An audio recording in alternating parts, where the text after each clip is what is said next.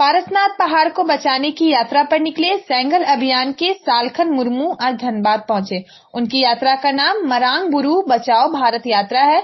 यात्रा की शुरुआत जमशेदपुर से इसी माह 17 जनवरी से हुई थी। यात्रा में सालखन के साथ सुमित्रा मुर्मू भी शामिल हैं। दुमका और गिरिडीह के बाद आज धनबाद पहुंचे यह यात्रा 28 फरवरी तक जारी रखा जाएगा। अपनी यात्रा को लेकर सालखन मुर्मू ने पत्रकारों से कहा कि इसका नाम मरांग बुरू भारत यात्रा है।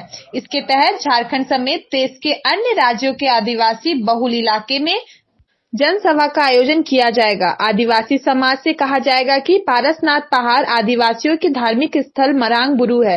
सेंगर अभियान ने पारसनाथ पहाड़ को जैनियों के कब्जे से छुड़ाने का दृढ़ संकल्प लिया। इस पर पहला अधिकार आदिवासियों का है। यह पहाड़ आदिवासियों के लिए राम मंदिर, स्वर्ण मंदिर, मक्का मदीना और वेटकिन सिटी जैसा है, जिसे हेमंत सरकार ने बेचने का काम किया है और भारत सरकार को यह लिखकर दिया इस पर सिर्फ जैनियों का अधिकार है। इसके अलावा सालखन मुर्मू ने हेमंत सोरेन पर आदिवासियों का विरोधी होने का आरोप लगाते हुए कहा कि यह लोग झारखंड की जनता को खतियान आधारित 1932 की नीति पर बलगलाकर बेवकूफ बना रहे हैं। इससे अच्छा है कि प्रखंड स्तरीय नियोजन नीति लाया जाए और स्थानीय बेरोजगारों को नौकरी दी जाए। इसके अलावा इनकी मांगों में वर्ष 2023 के अंत तक सरना धर्म कोड को मान्यता देने, असम और अंडमान निकोबार द्वीप समूह के आदिवासियों को एसटी का दर्जा देने, झारखंड में प्रखंडवार नियोजन नीति लागू करने, देश के सभी पहाड़ व पर्वतों को आदिवासियों को सौंपने, आदिवासी स्वशासन व्यवस्था में जनतांत्रिक और संवैधानिक सुधार लाना समेत अन्य मांगे शामिल हैं। उन्होंने कहा कि 14 जनवरी 2023 को राष्ट्रपति द्रौपदी मुर्मू ने पत्र प्रेषित कर इन मांगों के बारे में जानकारी दी गई है। मांगों पर सकारात्मक पहल नहीं होने पर 11 फरवरी से तिलका मुर्मू की जयंती के अवसर पर पूर्वी भारत के 5 राज्यों में अनिश्चितकालीन रेल रोड चक्का जाम किया जाएगा। 2002 साल में 27 नवंबर को बाबूलाल मरांडी जी ने भी 32 का ही खतियान लाया था, उसको भी रिजेक्ट किया गया है। तो ये सरकार जो हेमंत सोरेन साहब का है ये, लेकिन वो चाहती नहीं कि लोगों को रोजगार मिले। ये 32 का खतियान को लेकर झुंझुना बजाते रहता है वोट के लिए। ये ईमानदार सरकार नहीं है। तो ये हमारा पहला मुद्दा है। दूसरा मुद्दा है पारसनाथ पहाड़। पारसनाथ पहाड़ पर भवेला 5 जनवरी 2023 से शुरू हुआ है, जब माननीय मुख्यमंत्री हेमंत सोरेन ने लिख के भारत सरकार को दे दिया कि उस पहाड़ पर केवल जैन धर्मावलंबियों का अधिकार है, उनका तीर्थ स्थल है। तो हम आदिवासियों का क्या होगा? पारसनाथ पहाड़ को हम लोग मरांग बुरू कहते हैं, माने ईश्वर है हमारा। तो सरना धर्म का क्या होगा? हमारी धार्मिक आस्था विश्वास का क्या होगा?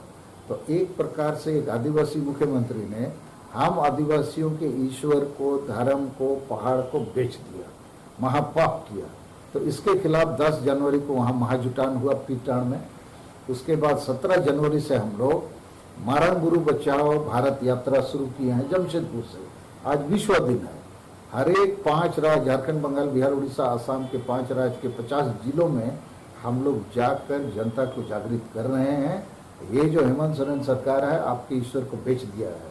और इसके पिताजी विश्वम गुरु शिबू सोरेन पहले 3.5 करोड़ रुपयों में नरसिम्हा राव को 1993 में झारखंड बेच दिया। और जेएमएम का एमएलए, एमपी और मुख्यमंत्री अभी गोड्डा जिला में एक गांव है तालझारी, उसको कोयला खदान के नाम से बुलडोजर लगा के बेच दिया है। वहां का लोकल एमएलए है लबिन हेम्ब्रम जेएमएम, लोकल एमपी है जेएमएम का ही विजय हंसदा और मुख्यमंत्री भी आदिवासी हेमंत सोरेन। तो जेएमएम पार्टी एक प्रकार से आदिवासियों का गला घोटने का काम कर रही है। हम लोग इसके खिलाफ है। उसी प्रकार ईसाई धर्म गुरु भी, ये लोग भी आदिवासी को ही ईसाई बनाते हैं।